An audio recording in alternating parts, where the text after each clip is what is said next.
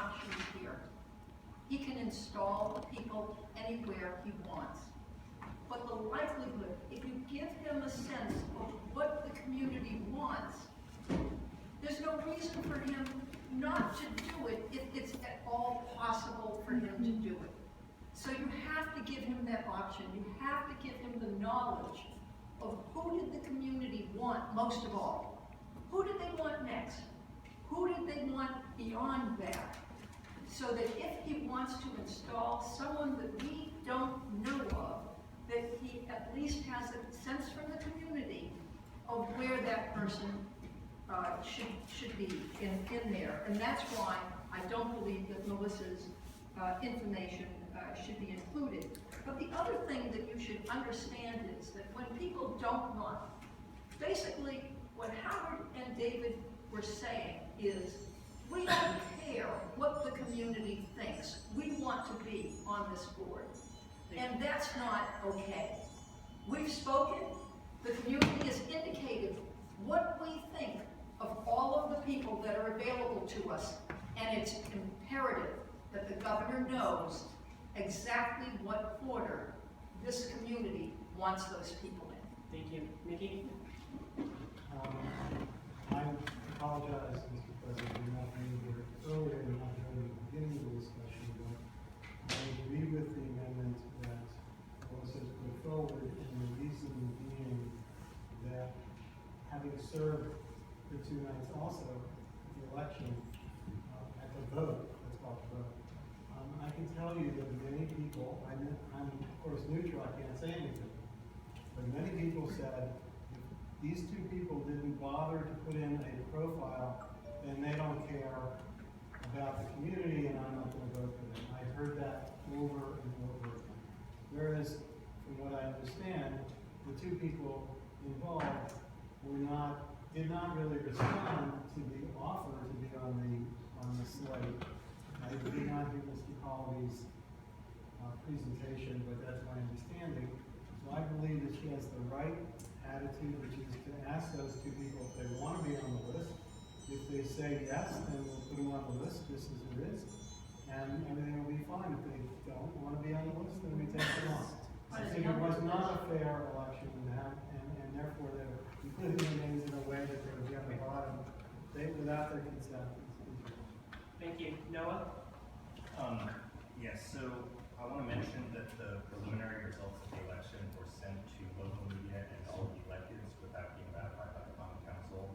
It never has been. Without going through the committee.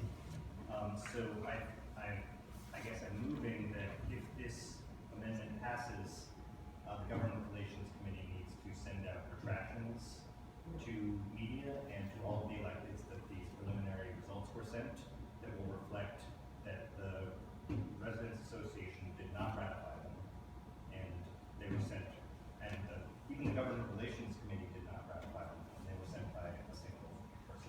You had the option of coming to help with the vote. Thank you. And ratifying it. Thank you. You didn't. Adib? I withdraw my Frank? This is going to sound odd, but I'm starting to get Joyce's point, okay? Go No. You're going to be surprised, okay?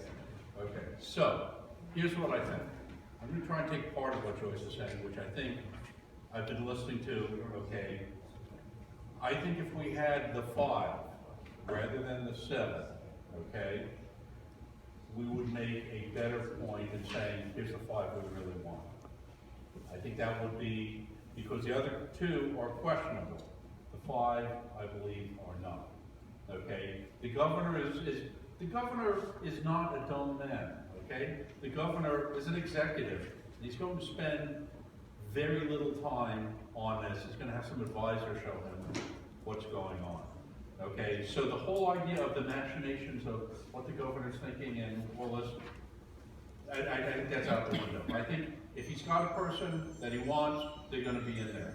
I think we should fight for the 5, you know, rather than fighting for the 7, based on procedural grounds that both Aaron and Dave, you know, have based it on. I know Melissa wants them to say okay on that. I agree with everything that Melissa's amendment, except for that, because I think just procedurally, they were outside the procedure. And then I think this is a mess, but we can buff this term. Thank you. I'll let Joyce for a minute, and then there's no one else in Melissa and discussion concerning the amendment. It is very hard for a governor to remove a sitting board member unless he has a very good reason to do so. If you don't tell that governor where these people fit in the scheme of things, you are taking up 2 seats on that board. And there are 2 seats that could be taken up against your interest to put those 5 people in. So let me say this one more time. If you don't tell the governor where those 2 people came in this election, then you make it very difficult for him to remove those people. The only way they'll be removed is if he knows where they are on the list. All right, thank you. I read point of order. I just don't really want to raise ethical issues, but I think those who are either in the election, and or who husbands in the election should be very careful if they're going to address points that are directly relevant to the conversation. What you said before about the history, that's fine. But I think we really should realize that your participation in this debate is somewhat So I wanted to make an questionable. historical You have to point. limit, like you say, to things that are informational, Right, but not advocacy. right. And I have a point of order too. Historical point? What is the context of the point of order?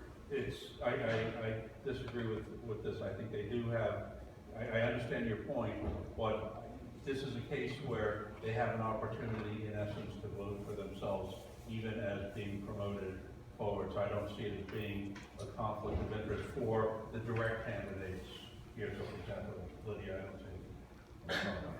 So they can vote access. If you, I'm sorry, Lynn, you please submit. So what I want to do is make another historical point. There was an election or one of these putting people forward where my husband was on the board. He did not put himself in the running and was removed by the governor at that time because he did not do the process. So that historically happened. He did get reappointed without a process because there was community request for him to be reappointed. But when he did not participate in the process, he was removed from the board. Just putting that as a historical information. Thank you. All right. Are there any other comments concerning the amendment? Lydia? I don't know if it's a comment, but it's another historical point that Jonathan Calvin was removed from the board by wishes of the governor, and his replacement was not a resident. Other commentary concerning the amendment?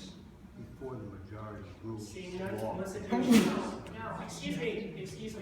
Excuse me. Melissa, do you wish to say anything further as to the amendment?